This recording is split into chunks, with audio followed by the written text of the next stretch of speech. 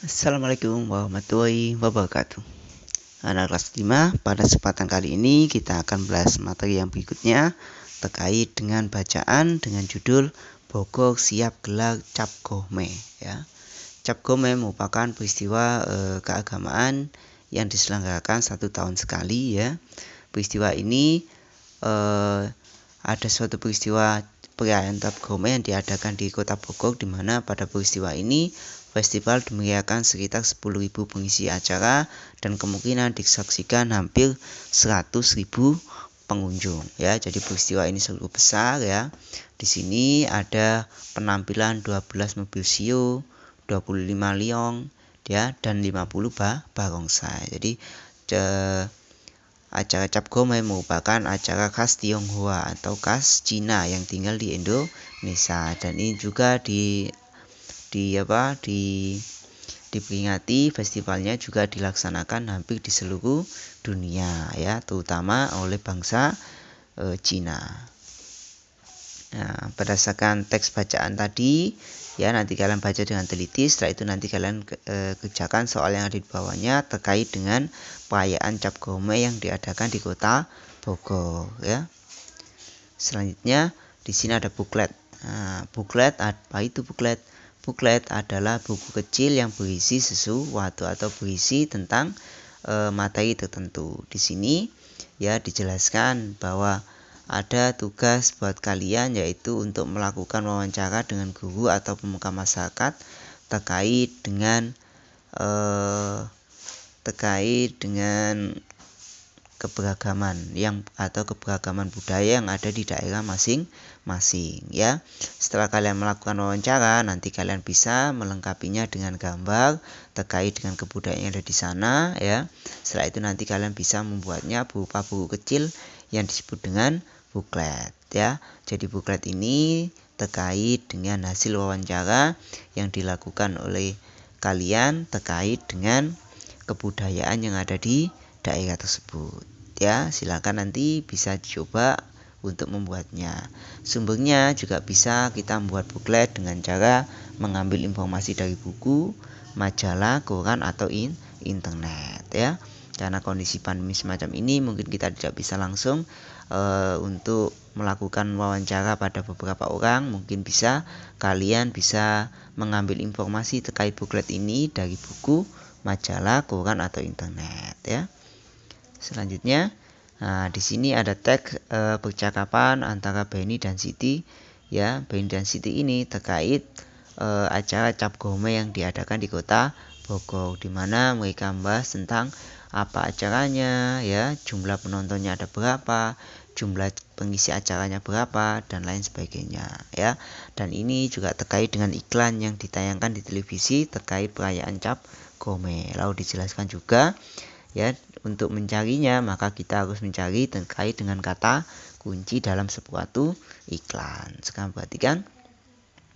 Setelah kalian temukan ini, maka kalian bisa menyebutkan kira-kira ciri-ciri kata kunci yang biasanya terdapat pada iklan itu apa ya. Nah, sebelumnya saya jelaskan dulu kata kunci. Jadi kata kunci adalah suatu kata atau konsep dengan keistimewaan yang berarti kata apapun yang digunakan sebagai kunci dan mode atau digunakan untuk menghubungkan ke kata lain atau informasi lain, atau kata yang unik ya. Jadi kata unik yang digunakan dalam iklan itu namanya kata kunci. Kata kunci yang aku temukan dalam iklan: pentingnya makanan sehat dan bergizi. Contohnya seperti ini ya kata kuncinya. Lalu di sini ada ciri-ciri kata kunci, terdiri dari satu kata atau dua kata yang membentuk frase kata ya. Jadi nggak terlalu panjang kata yang digunakan ya, namun bisa mewakili isi dari iklan tersebut. Yang kedua, mengandung kata yang unik yang terdapat dalam suatu bacaan atau sebuah bacaan, mewakili sebagian besar atau keseluruhan topik atau konsep informasi dari sebuah bacaan. Jadi itu kata kunci ya.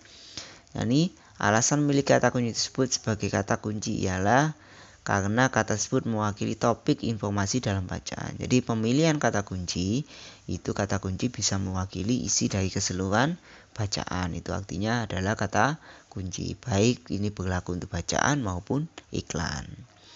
Oke, selanjutnya di sini Ustaz akan jelaskan materi tambahannya terkait dengan matematikanya, yaitu operasi bilangan pecahan. Di sini ada dua konsep utama. Yang pertama, jika penyebutnya sama, semacam ini ya, maka untuk mengoperasikannya, misalnya operasi penambahan atau pengurangan, maka hanya bagian pembilangnya saja yang dioperasikan. Ya, jadi kalau bagian bawah atau penyebutnya sama, maka langsung bisa dioperasikan. Yang kedua, jika penyebutnya berbeda, maka berlaku semacam ini, di mana harus ada proses penyamaan penyebut.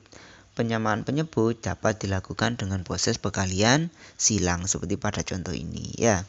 Jadi ini N sama M dikalikan, setelah itu M kita kalikan A, N kita kalikan B, artinya kita kalikan silang ya.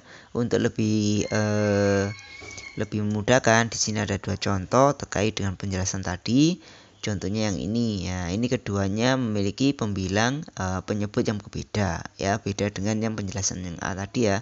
Kalau yang A ini sama maka langsung dioperasikan. Kalau yang ini dua-duanya beda maka harus disamakan penyebutnya dulu. Saya jelaskan, diperhatikan dengan baik. Jadi ini 2/5 ditambah 1/4. Dua-duanya memiliki penyebut yang berbeda, maka disamakan terlebih dahulu. Caranya gimana? Dengan cara dikalikan silang. Jadi 4 kali 5 untuk mengisi yang bawah. Setelah itu 4 kita kalikan ke 2, 5 kita kalikan ke 1. Maka hasilnya 4 kali 2 8, 5 kali 1 hasilnya 5. Bagian bawah tetap ya, artinya 5 kali 4 dua-duanya ya. Jadi setelah ini sama seperti yang ini, bentuk yang A ya, dua-duanya sama penyebutnya, maka tinggal dioperasikan. 8 tambah 5 13 per 20. Jadi penyebutnya tetap. Begitu juga dengan nomor 2. Nomor 2 itu penyebutnya berbeda, maka kita samakan terlebih dahulu dengan menggunakan perkalian silang, yaitu 5 kali 3 bagian bawah, satunya 5 kali 2, satunya 3 kali 1 ya, maka hasilnya nanti 10 per 15 ditambah 3 per 15 nya dari sini ya, 5 kali 3.